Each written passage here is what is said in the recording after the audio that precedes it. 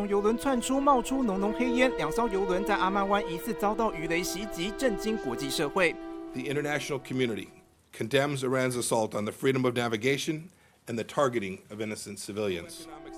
美国紧咬伊朗是攻击事件的幕后黑手，伊朗总统鲁哈尼没正面回应，反倒批评川普退出2015年敲定的伊朗核协议。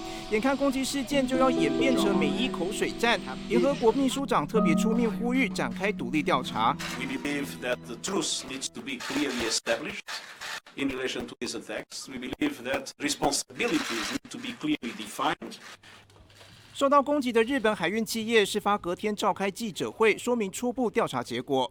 本船の乗組員が飛来物でやられたと言ってますので、そういう側面で爆弾を貼り付けて時限爆弾とかそういうものをやったということは考えておりません。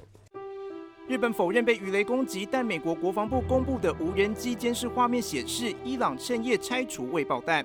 U.S. defense officials believe Iran removed the unexploded mine in an attempt to cover up their role in the attacks.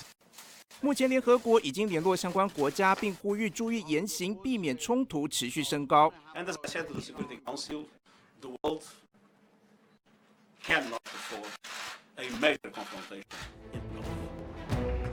事实上，全球每天6000万桶石油产品行经阿曼湾，在这极具战略和经济的航道，油轮时常遭到恐攻和海盗袭击。如今地缘政治动荡也威胁油轮安全，破湾的船运风险再添一笔。大安新闻周博宪编译。